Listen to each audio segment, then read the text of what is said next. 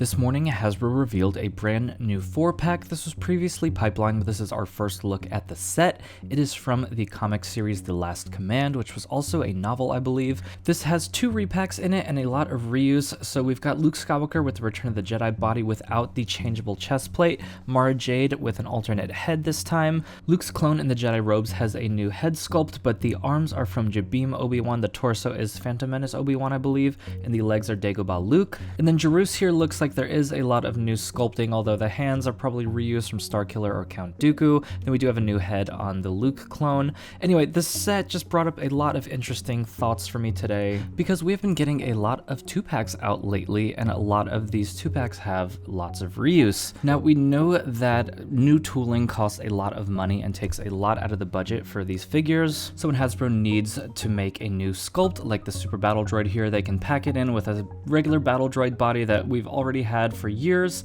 and just kind of squeeze out a little bit of extra money before it is released on its own. I put up a poll on my Instagram seeing how many of you are actually buying this because you want both figures or just because you want to get the Super Battle Droid early. It was actually a lot less than I thought in terms of people getting it early. Only 8% here, and then 33% of you want both figures, but a whopping 40% are waiting for the single release. But that is still 41% of my audience that is buying this set. Yes, the C-3PO head is new, but the B1 body, of course, has been around for years and originally retailed for $20, and this set cost $50. So maybe you can say that the Super Battle Droid is $30 since it's kind of deluxe in certain ways, given its scale, and that you're paying another $20 for the C-3PO. Either way, I just thought this was interesting to think about. I also asked if you would like to see more 4-packs, even if they contain 2 repacks, and 65% of you said yes. I think that really speaks to how kind of exciting this release is. You can see here how the amount of people who have actually read The Last Command kind of corresponds to how many people are buying the set, although 27% of people are on the fence, so I guess we will see once this comes out, or maybe if people are waiting to see if it goes on clearance. Personally, I think there's just something so fun about getting a multi-pack. It just reminds me of being a kid and getting those packs for Christmas that just were packed with different characters and accessories. And it is exciting to see some new characters and new sculpts, and I kind of like seeing Black Series figures of characters that I don't know anything about and then going and learning about the characters afterwards. So over on my community page, I have a question up right now to hear your idea for a 4-pack, but the rule is it has to have 2 repacks in it, because I think Hasbro has really found a way here to get us to buy figures we already have again, or to just spend more money on figures we want, since maybe some of us are going to just like give away or sell the repacks. But I can't imagine ever seeing Joruus or Luke the clone at retail in a solo pack, and that's where Shop Disney and Hasbro Pulse really come into play with just direct-to-consumer purchasing with stuff like this that, again, just squeezes out a little bit of extra cash, but also gives us the sense that there's added value there as well. So I actually went ahead and illustrated some of your selections here, starting with this Revenge of the Sith Invisible Hand duel set with a repack of Dooku and the Super Battle Droid, and then a newly sculpted Anakin and Obi-Wan. Of course, we are just using the archive figures for the illustration here.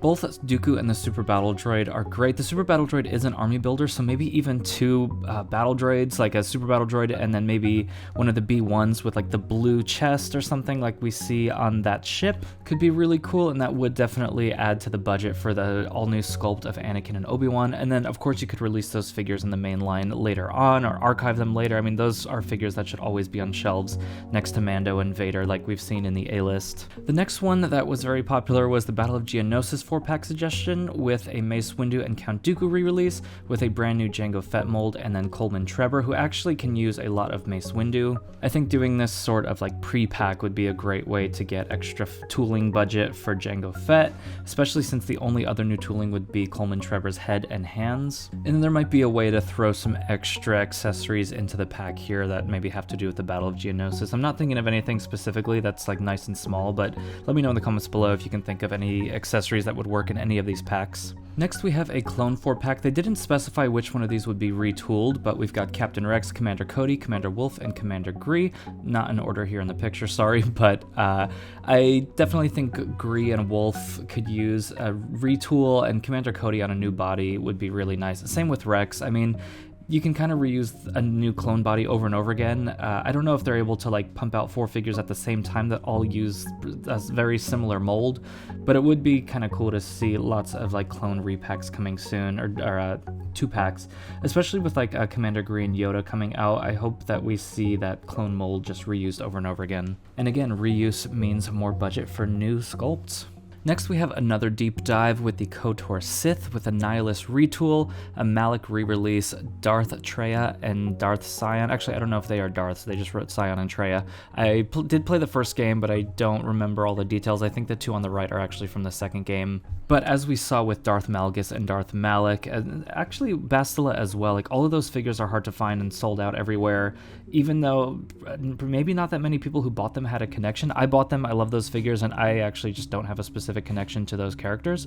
So it just goes to show, like, especially with the new 4-pack and how excited everyone is, just like cool stuff is gonna sell, and like an action figure being cool is kind of the most important thing. I actually think this next one is pretty genius. It's a Bad Batch Aftermath 4-pack from the pilot episode. It would be a great way to get Hunter and Crosshair back into the line in their season 1 looks, as well as getting Captain Gray, which would be mostly a repaint, with Caleb Doom, who would be an all-new figure. Maybe we can use some parts from Omega, maybe her legs and arms perhaps, but that is of course young Kanan Jarrus as we see him in the first episode of the Bad Batch. And maybe if not Caleb Doom, we can do some other clones, or like, you know, a TK Trooper. Just there's so many options in Bad Batch. It would be really cool to see this done. This next one dives back into the publishing comic line with a War of the Bounty Hunters 5-pack with Boba Fett from Return of the Jedi and Princess Leia, the comic version, re-released, and then adding Crime Lord Kira and Valence with Han and Carbonite as sort of a large accessory. This is technically a 5-pack since Han was released on his own, but we will excuse that and just pretend it is a big accessory. And I feel like it'd be pretty easy to produce since it's like all one color and just all one big piece. We actually have another Knights of the Old Republic 4-pack here with Jedi Knight Revan, Bastila Shan re-released, HK-47, which we've seen in the Vintage Collection, and then Jolie Bindo, which I actually feel like we can get a lot of Ki-Adi-Mundi reuse on him. Let me know what you think about that. And the thing is, when there's really cool packaging, a lot of people will rebuy figures that they already have just to sort of display them in the new set. I think having this on display on the shelf would be really nice and kind of make me forget that I already have like the Luke Skywalker and the Mara Jade figures displayed in different areas on my shelf. Anyway, I just wanted to get some thoughts out today. Be sure to head over to the community tab on my channel and you can participate in that discussion there and upvote some of your favorites. Maybe I'll make another video showcasing ones later on. Please give this video a like if you did enjoy it, and subscribe if you are new to the channel. Here are some other videos that you might enjoy, and I will see you all next time.